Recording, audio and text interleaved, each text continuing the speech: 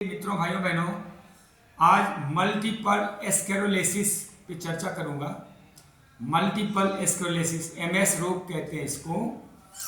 यह एक क्रोनिक और बढ़ने वाला नर्वस सिस्टम का रोग है। इसमें नसों में क्या होता है कि नसों को जो ढकता है, मायोलिन की परत जो होती है वही नष्ट हो जाता है, और जिसके कारण क्या होता है कि जो नर्वस सिस्टम को जो सुरक्षा देता है, नर्वस सिस्टम प्रणाली को सुरक्षा देता है, वो तंत्र पूरा सिस्टम विकृत हो जाता है, खराब हो जाता है। और उस स्नायु से जो प्रभावित या रिलेटेड जो ऑर्गन्स हैं उसका काम खराब हो जाता है, क्योंकि उसमें जो सूचना तंत्र लगा होता है वह पहुंचता ही नहीं है। कई बार वो रुक ही जाता है। ऐसा रुक जाता है कि यूरिन आ रहा है, आदमी को पता नहीं चलता कि पेशाब आ रहा है, पाखाना आ रहा है, वो कहीं भी उसको यूरिनेशन हो जाता है। यह रोग महिलाओं में अधिक देखा गया है। अब थोड़ा इसके लक्षण समझ लेते हैं। कुछ डेटा हमने इकट्ठा किए हैं और जो मेरा अनुभव है उसके आधार पर मैं आपको बताने जा रहा हूँ।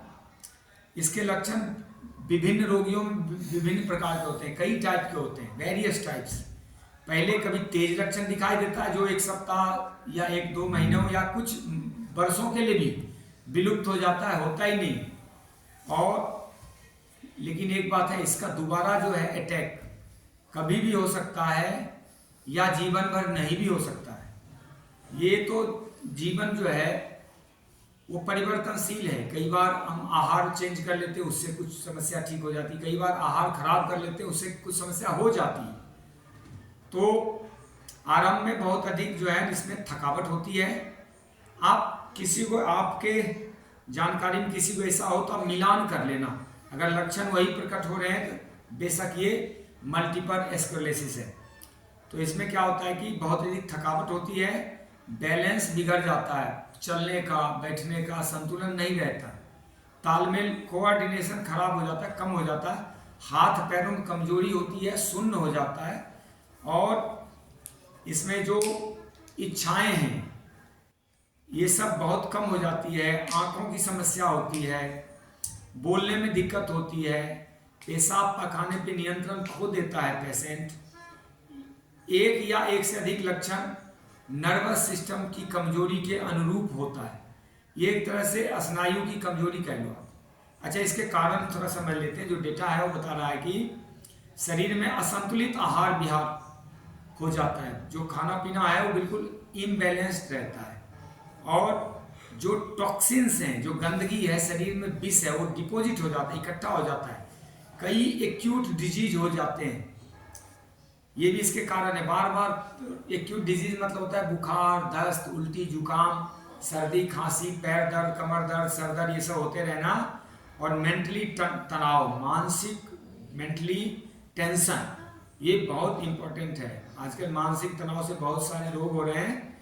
और इसके रोगियों में पिछले 2 वर्षों के दौरान हुए कुछ अनचाहे मानसिक आघात अवश्य मिलते हैं। जो भी इस रोग मल्टीपल स्क्लेरोसिस का रोगी है उसमें पिछले 2 वर्ष में कोई ना कोई मानसिक अटैक, मस्तिष्क पे उसका भार या तनाव या कोई बिजनेस में लॉस या रिलेशनशिप में गड़बड़ी जरूर देखा गया है। अब ये तो आपने लक्षण और कारण समझ लिया, अब उपचार समझते हैं, क्या कर सकते हैं। देखिए, उपचार में 4 ही उपचार है: नेचुरोपैथी, योग, आयुर्वेद और डाइट सुधार। सबसे पहले तो समझ लीजिए कि शरीर में असंतुलित आहार विहार जनित जितने भी टॉक्सिन्स हैं, विजातीय द्रव्य, गंदगी है, मल है, प्रदूषण है, उसको आउट कर देना, शरीर से डिकम्पोज कर देना है, डिस्कार्ड करना है। तो उसके लिए क्या करना है कि 4-5 दिन, तो 1 सप्ताह का एक योजना बनाए कि 1 सप्ताह वेजिटेबल जूस, फ्रूट जूस, नारियल पानी, गन्ने का रस, कोई पत्तों का, जैसे धनिया पुदीना के पत्तों को पीस के पीना। इस पे 4-5 दिन निकालना है। फ्रूट और वेजिटेबल जूस आप मोटा मोटा कह लें, गाजर, टमाटर, खीरा, आंवला, चुकंदर, सलगम, पालक, ये सब ले लें। और फलों में तो अंगूर हो सकता है, सेब, अनार हो सकते हैं, मौसमी और नाशपाती, सीजन के अनुसार देख ले क्या क्या हो सकता है। और इसके बाद जो है एक सप्ताह बाद फिर एक सप्ताह का प्लान बनाए, उसमें कच्चे भोजन करें, अपक्व आहार, नेचुरल डाइट पे, रॉ फूड जिसको कहते हैं। उसमें क्या होता है कि अंकुरित मूंग वगैरह ले सकते हैं या स्वीट कॉर्न खा सकते हैं, हरा मटर कच्चा कच्चा खाना है, और पपीता, फल, जो भी फ्रूट्स हैं सीजन के खा सकते हैं। कच्ची सब्जियां जैसे गोभी चबा लें, मूली गाजर चबा लें, मटर चबा लें, इस ढंग से आप ले लें। और तीसरे सप्ताह से फिर भोजन, नॉर्मल भोजन पे आ जाएं, जिसमें खूब फल सलाद सब्जियां हो, जूस हो, अंकुरित अन्न हो, लेकिन दूध घी का, ब्रेड बिस्कुट का, गेहूं का सेवन नहीं होना चाहिए, दही पनीर ये सब नहीं होना चाहिए, मिठाई चाय नहीं होना चाहिए। पैक्ड फूड से परहेज करना होगा, नॉन वेज आइटम भी नहीं लेने चाहिए, और ये जो बेकरी के प्रोडक्ट हैं, सॉफ्ट ड्रिंक वगैरह हैं, ये सब नहीं लेने चाहिए। अब देखिए, मौसम के सभी फल सब्जियां लाभदायक हैं। इसमें 5-6 सब्जी का मैंने डेटा इकट्ठा किया जो रिसर्च कह रहा है कि गाजर, पत्ता गोभी, खीरा, मूली, चुकंदर, टमाटर ये विशेष उपयोगी है। विटामिन बी और विटामिन ई बहुत इंपॉर्टेंट है, बहुत ज़्यादा इंपॉर्टेंट है। अंकुरित अन्न में भरपूर मात्रा में विटामिन ई मिल जाता है। अंकुरित गेहूं कर लो, अंकुरित मूंग, मोठ, मसूर, चना वगैरह भी आप ले सकते हैं। स्प्राउटेड फूड देख लें क्या क्या होता है। और योग, 1-1.5 घंटा योगाभ्यास करें, रोज करें। धूप सेवन करें, साथ में पीपल के वृक्ष के नीचे बैठे, और नहीं तो जीवन नर्क जिसको कहते हैं, जीवन नर्क हो जाता है, और आजकल बहुत हो रहा है। नेचुरोपैथी, 3 से 4 महीना नेचुरोपैथी का सेवन करना चाहिए। रोज 2-3 घंटे लगा के मिट्टी सेक, पेट सफाई, मसाज, जो भी आप कर सकते हैं नेचुरोपैथी ट्रीटमेंट, प्राकृतिक उपचार करें।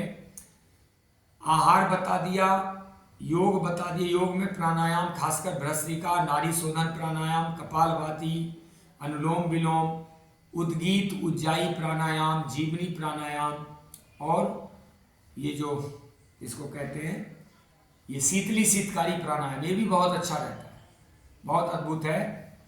और आयुर्वेद में आयुर्वेदिक औषधि हमेशा वैद्य से संपर्क करके, जो नसों के रोग में अच्छा रहता हो, जैसे योगेंद्र रस है, एकांगवीर, प्रबाल पिष्टी, और तमाम है, बात आदि वगैरह है, वो उसका सेवन करें। शिलाजीत वगैरह का, वो आपको देखना पड़ेगा उम्र कितनी है, कहीं दूसरे रोग तो नहीं है जो औषधि देने में दिक्कत हो। इसके लिए आपको वैद्य जी से संपर्क करना चाहिए। मानसिक चिंता ना करें, भगवान का भजन करें, नाम जप करिए, कीर्तन करें, खूब खुश रहें, पूजा पाठ करें, घूमें फिरें, और योग निद्रा का अभ्यास करें। सो के अपना मस्तिष्क में योग निद्रा जो, वो आपको कोई योग शिक्षक करवा देंगे। अगर इस रोग के बारे में मुझसे कोई संपर्क करना हो तो मेरा बड़ा अच्छा एक्सपीरियंस है इसके ऊपर, मैं आपको गाइड कर सकता हूँ और आपके जीवन को सुखमय बनाने का प्रयत्न कर सकता हूँ। बाकी फल तो ईश्वर हाथ में है, कर्म हमारे हाथ है। जय श्री राम, आपका कल्याण हो।